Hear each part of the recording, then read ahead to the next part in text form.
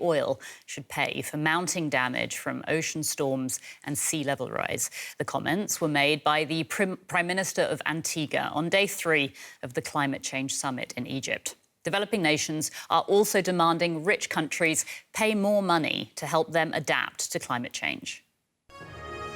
If all the leaders in this room had joined forces in the fight against global warming, scientists say there would be far fewer climate catastrophes to address at this year's summit. But the situation is serious. UN Secretary-General Antonio Guterres made that clear. Our planet is fast approaching tipping points that will make climate chaos irreversible. We are on a highway to climate hell with our foot still on the accelerator. Guterres is referring to the UN World Meteorological Organization's report that the last 8 years have been the warmest on record. Flash flooding in Pakistan in September devastated an area the size of Britain. The floods killed more than 1,500 people and left millions homeless. At the other end of the spectrum, extreme drought dried up entire rivers in Italy. And in Somalia, the worst dry spell in 40 years left millions suffering. Countries that contribute the least to the climate crisis are the ones suffering the most from its consequences. So, the summit is appealing for solidarity. I don't believe it is justice to the young generation when our rivers and lakes are polluted. I don't see justice when big polluters are untouchable. Is it justice for the world leaders to choose profits over lives? If nothing changes, the temperature of the Earth's atmosphere could rise by 2.4 to 2.8 degrees Celsius compared to pre-industrial times. Scientists say the Paris Climate Accord's aim of limiting global warming to 1.5 degrees is currently unattainable. They predict this will result in more and more frequent extreme weather events. To help climate-vulnerable countries deal with the damages, German Chancellor Olaf Scholz said his country will provide financial assistance. We will also support those countries hit hardest by climate change in a targeted way in dealing with loss and damage. For this shield and climate risk funding, Germany makes available 170 million euros. As world leaders seek compromises over the next 2 weeks in the Egyptian city of Sharm el-Sheikh, many are skeptical that the promises made in this room will actually be delivered. DW's Nina Hase joins us now from the climate talks in Sharm el-Sheikh. Nina, we just heard there the German Chancellor announcing 170 million euros worth of climate aid, but I believe there's another German initiative being called the Climate Club. Can you tell us more about that?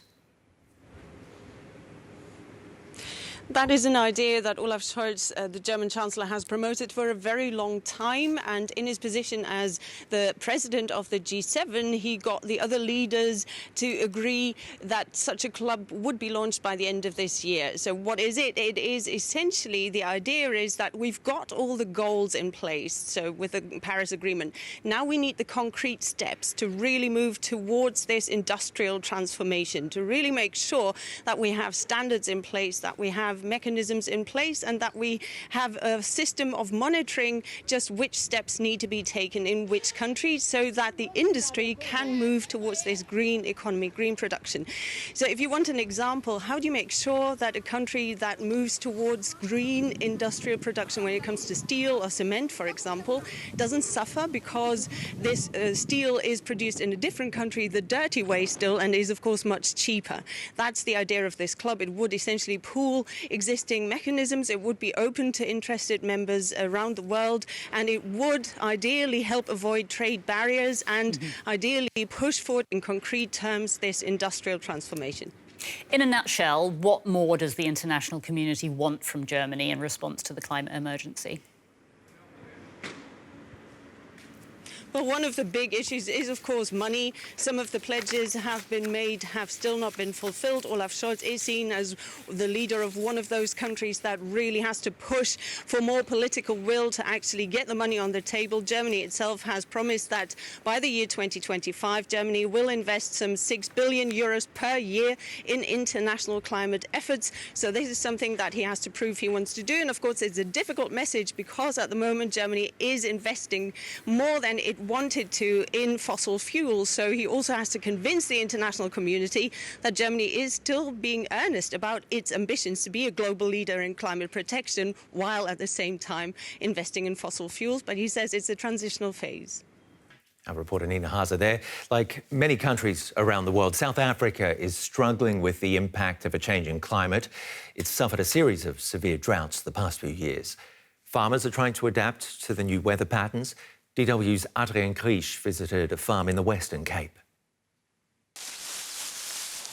Adam Mouton starts the morning in his nursery with a tiresome but important job, spreading straw between the apple trees he is growing. A cost-effective soil cover to save water and keep the soil moist. The mulch help a lot to save water. We must look for better measurements to save water, and it's an area of concern. So I don't think people realize how important water is. The farmer is conserving water wherever he can. He has also invested in a drip water irrigation system. Now, instead of spraying huge amounts of water, he can irrigate more efficiently based on the plant's needs. But Mouton's business still needs a lot of water. He plants thousands of trees every year, mainly apples and pears. Then he sells them to commercial farmers. Despite all his efforts and the farm's dam that collects water from a mountain stream currently being full, he is concerned. So far this year there has been much less rain than last. He still remembers the massive drought between 2015 and 2018 that destroyed crops and killed animals. Most dams in the region ran dry. Bongani Knube has been researching droughts in southern Africa for 10 years. Weather patterns have become less predictable, she says, and it has been raining less. It was quite sad in most places where farmers would be like, well, I just gave up. I can't do anything. And some farmers had to move home like, this is just not going to happen. I have to leave. But of course, there are some beautiful stories out there where farmers, they manage, they cope, they adopt new technologies, they adopt new varieties, and they work with commercial farmers who are mentoring them, and they're successful. Big commercial farmers often have access to finance and technology to implement water-saving measures. Smaller farmers like Adam Mouton don't. He still managed to build a successful nursery business using his savings and strict water conservation measures. Despite the challenges that forced many farmers to close shop, Mouton now employs a team of 9 and hopes his children, who already work on the farm, will continue the business. Yeah, they must do. They must follow my steps. So yes, they must do that. Yeah, there's a lot of opportunities in the agricultural business. I think agricultural nowadays is one of the sectors they are really produce more job opportunities. Mouton now wants to start his own apple and pear production and continue to find new ways to make use of scarce water resources.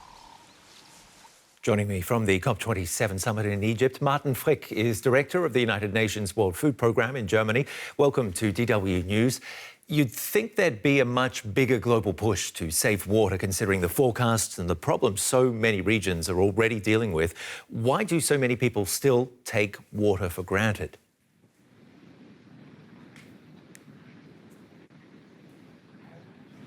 Well, we are coming out of a period in which for many, many years, the number of hungry people were going down. And if you remember in 2015, we were confident enough as the world community to say we abolish hunger by 2030. But what we are seeing now is a toxic mix of the effects of the COVID crisis, of twice the numbers of conflicts in the world compared to 10 years ago, and climate change, which is exacerbating all of these crises worldwide. What about production? Agriculture, cattle breeding and transportation are all drivers of global warming. How can these food systems be made more sustainable and quickly?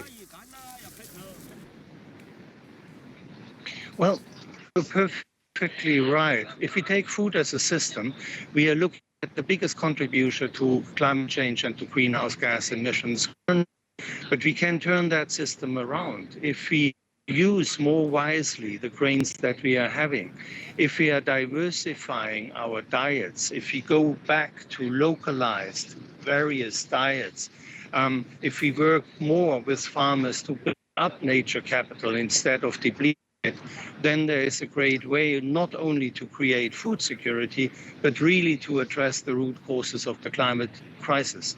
Well, telling people what to eat is always going to be unpopular for leaders. What about taxing less water-efficient products or higher taxes on something like meat or fish?